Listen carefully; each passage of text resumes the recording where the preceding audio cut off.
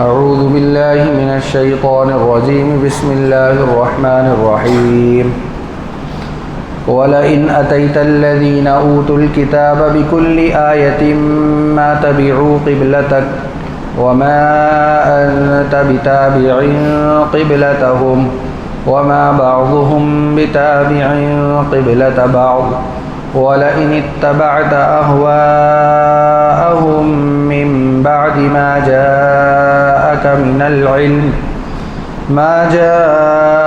مِنَ الْعِلْمِ إِنَّكَ إِذًا لَمِنَ الظَّالِمِينَ الَّذِينَ آتَيْنَاهُمُ الْكِتَابَ يَعْرِفُونَهُ كَمَا يَعْرِفُونَ أَبْنَاءَهُمْ وَإِنَّ فَرِيقًا مِّنْهُمْ لَيَكْتُمُونَ الْحَقَّ وَهُمْ يَعْلَمُونَ الْحَقُّ مِنْ رَبِّكَ فَلَا تَكُونَنَّ مِنَ الْمُمْتَرِينَ صدق اللہ العظیم۔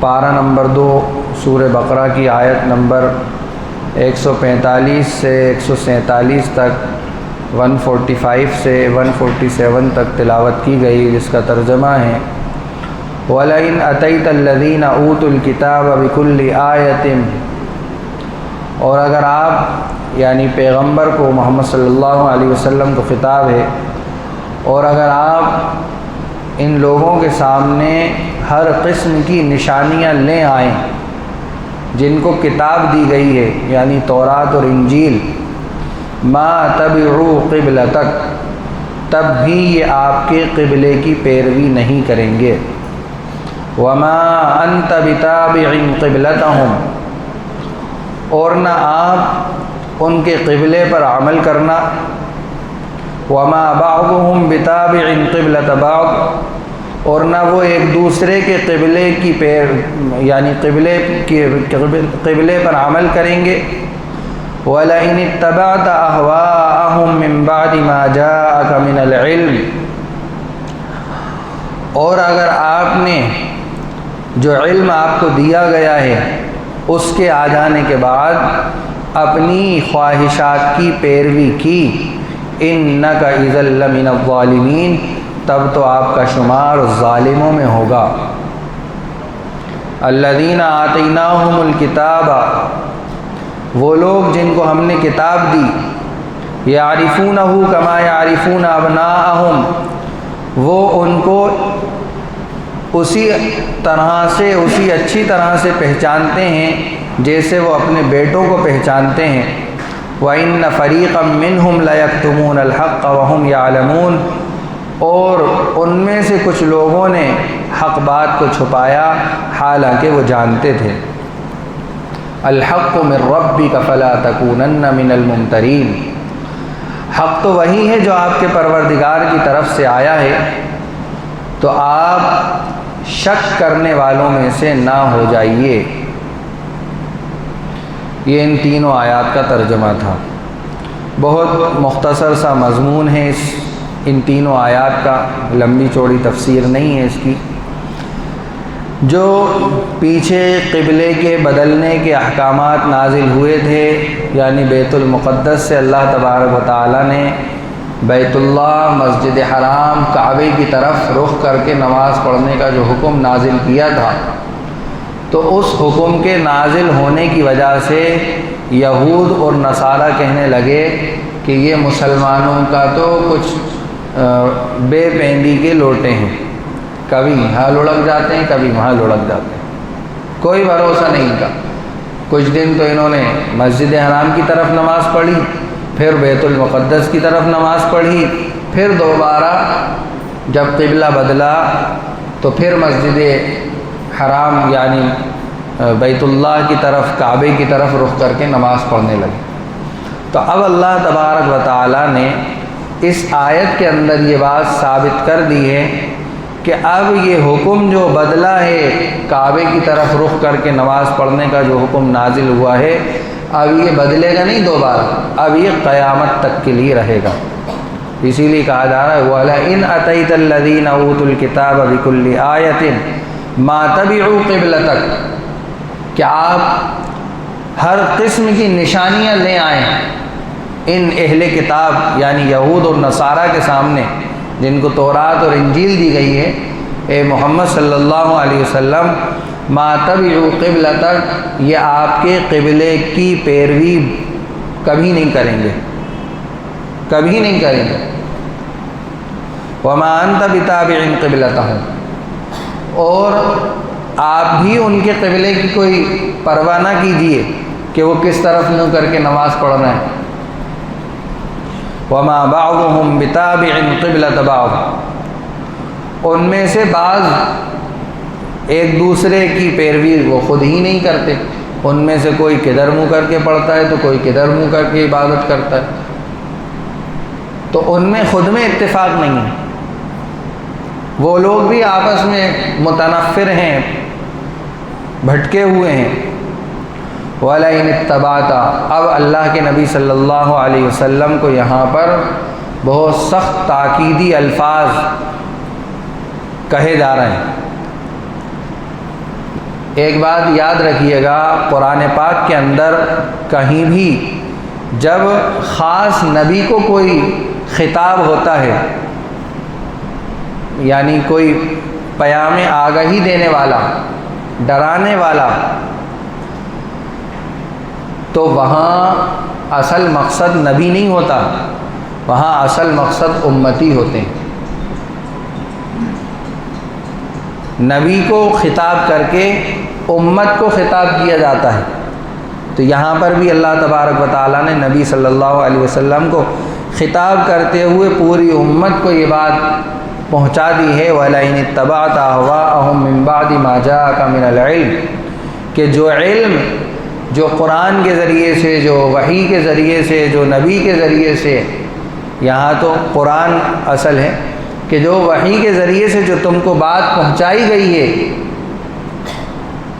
اس کے آ جانے کے بعد اگر تم نے اپنے نفسانی خواہشات کی پیروی کی، اِنَّكَ إِذًا لَّمِنَ الظَّالِمِينَ، تو تم ظالموں میں شمار کیے جاؤ گے۔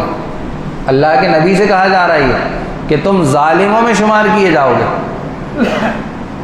ہمیں سمجھایا جاتا ہے ہر بار، شادی کو ہی لے لیجیے کہ شادیاں ایسی کرو، ایسی کرو، ڈھول دھماکے مت کرو، ابٹنے پھبٹنے اور طرح طرح کی رسمیں مت کرو، گانے باجے مت کرو۔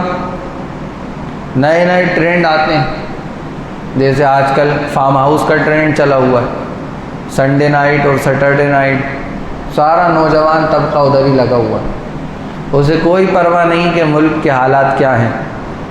کیا ملک کے حالات اس وقت اس بات کی اجازت دے رہے ہیں کہ آپ بے حسی کے اندر اور عیاشی کے اندر اور خوش فہمی کے اندر اپنی زندگی گزارتے رہو؟ اس وقت تو کچھ عجیب قسم کی تیاریوں کا موقع ہے، نوجوانوں کو لگ جانا چاہیے جس طرح دوسری قوموں کے نوجوان لگے ہوئے ہیں۔ دوسری قوموں کے نوجوان بالکل تیاریوں میں لگے ہوئے ہیں کہ کس طرح کب کس کو پکڑنا ہے اور ٹارگٹ کرنا ہے۔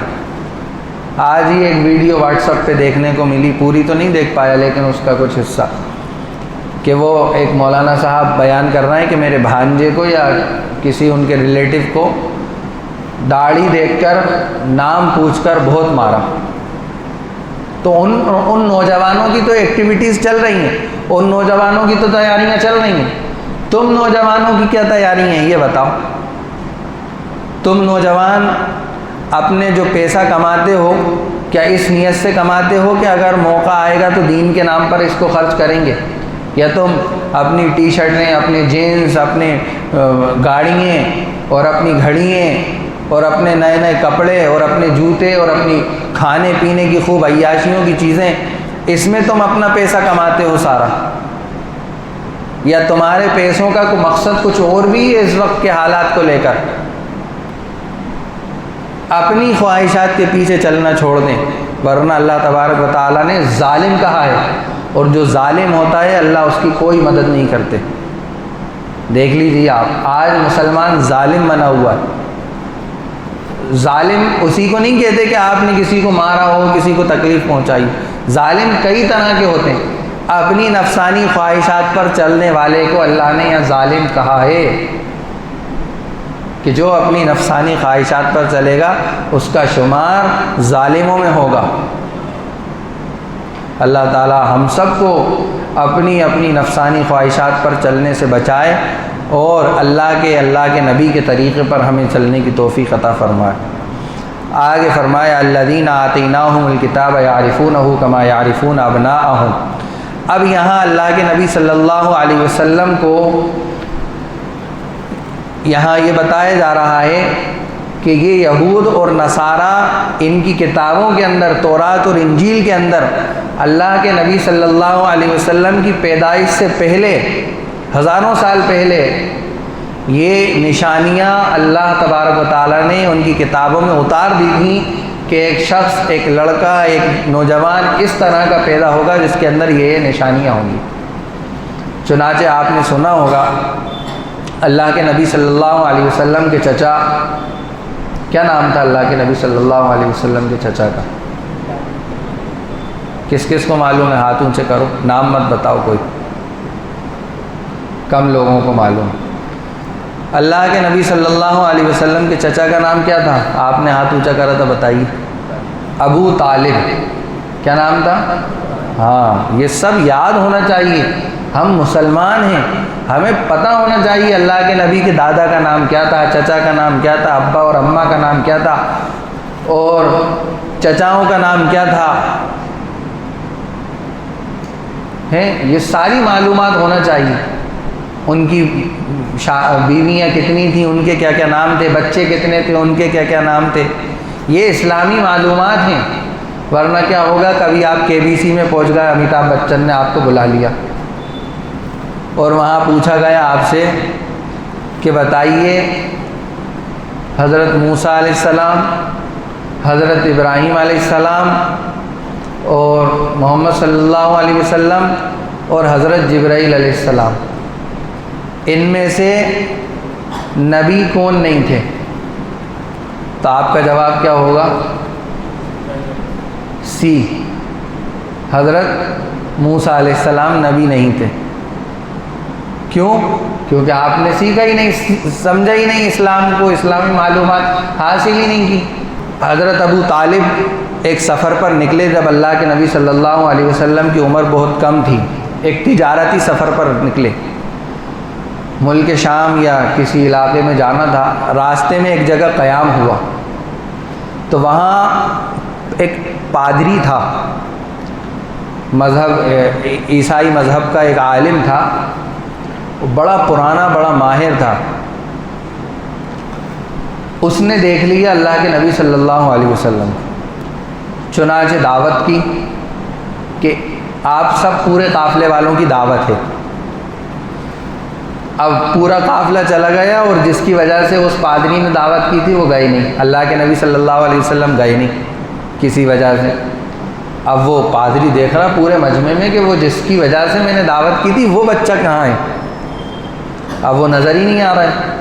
تو ان کے چچا سے پھر بات چیت کی اور ان کے چچا کو بتایا کہ یہ جو بچہ آپ کے ساتھ میں ہے یہ وقت کا نبی ہونے والا ہے، اور جس جگہ آپ جا رہے ہیں وہاں وہ پورے یہودیوں نے تیاری کر رکھی ہے ان کو مارنے کی پوری تیاری ہے، لہذا آپ یا تو ان کو واپس کسی کے ہاتھ چھڑوائیں آپ، یا آپ خود چھوڑ کے آئیں، یا آپ یہیں چھوڑ کے آگے بڑھ جائیں، لوٹتے میں لیتے ہوئے چلے جائیں۔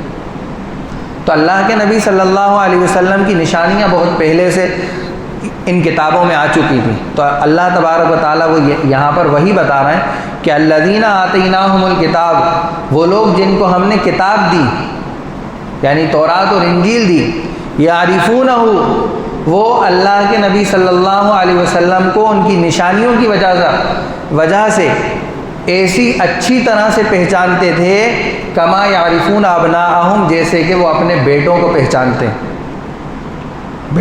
بچوں کو آدمی کب سے دیکھتا ہے؟ جب سے پیدا ہوتے ہیں۔ ان کے جسم کا ایک ایک چیز اس کو پتہ ہوتی ہے کہ کہاں نشان ہے، کہاں تل ہے، کہاں عیب ہے، کہاں صحیح ہے، سب پتہ ہوتا ہے ماں باپ کو۔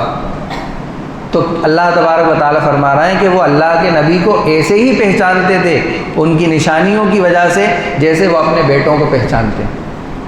لیکن کیوں؟ وَإِنَّ فَرِيقًا مِّنْهُمْ لَيَكْتُمُونَ الْحَقَّ وَهُمْ يَعْلَمُونَ، ان میں سے کچھ لوگوں نے صرف عناد ہٹ دھرمی، تکبر، اس کی وجہ سے حق بات کو چھپایا، حالانکہ وہ جانتے تھے۔ اور حق بات کیا ہے؟ الحق من ربک، حق بات وہی ہے جو آپ کے رب کی جانب سے، آپ کے پروردگار کی جانب سے نازل کی گئی ہے، آئی ہے، اتاری گئی ہے۔ فلا تکونن من الممترین، آپ کسی بھی قسم کے شک کے اندر مبتلا مت ہونا۔ تو یہ 3 آیتوں کا خلاصہ تفسیر آپ کے سامنے بیان کی گئی، جو آپ کو اس وقت کے حالات کی طرف رہنمائی کریں۔ علامہ اقبال رحمۃ اللہ علیہ کا ایک شعر ہے، سبق پھر پڑھ، صداقت کا، عدالت کا، شجاعت کا، لیا جائے گا تجھ سے کام دنیا کی امامت کا۔ تو ہمیں سبق پڑھنا ہے، کائے کا؟ سچائی کا، انصاف کا۔ یہ سارے سبق پڑھنے کے بعد پھر ہمیں سبق پڑھایا جائے گا شجاعت، بہادری کا۔ جو نوجوان کہتے ہیں نا، ارے ہم تیار ہیں بالکل، بتائیے کیا کرنا ہے۔ تو پہلے کرنا یہ ہے کہ پہلے آپ کو مسلمان بننا ہے، صحیح اصلی نسلی سے اصلی مسلمان بننا ہے۔ ابھی ہم نسلی مسلمان ہیں، اصلی مسلمان بننا ابھی باقی ہے۔ تو اس بات کی کوشش کریں اپنی مسجدوں کے اندر، یا کوئی ایک جگہ ایسی ہو جہاں نوجوان کچھ وقت دے سکتے ہوں۔ میں تیار ہوں انشاءاللہ، اور بھی علماء اس کام کے لیے تیار ہیں کہ آپ نوجوان خاص طور پر وقت دیں، 10 منٹ 15 منٹ، تاکہ ان سے روزانہ کچھ ایمان کے متعلق گفتگو کی جائے، تاکہ وہ نسلی سے اصلی مسلمان بنے، اسلام اور کفر کے درمیان انہیں فرق پتہ ہو۔ بہت جہالت اس وقت مسلمانوں کے اندر پیدا ہو گئی ہے نسلی مسلمان ہونے کی وجہ سے۔ اگر ہم اصلی مسلمان بن جائیں گے تو وہ جہالت ختم ہو جائے گی انشاءاللہ۔ سبحان اللہ وبحمدہ، سبحانک اللہم وبحمدک، نشہد ان لا الہ الا انت، نستغفرک ونتوب الیک۔ سبحان ربک رب العزۃ عما یصفون، وسلام علی المرسلین، والحمد للہ رب العالمین۔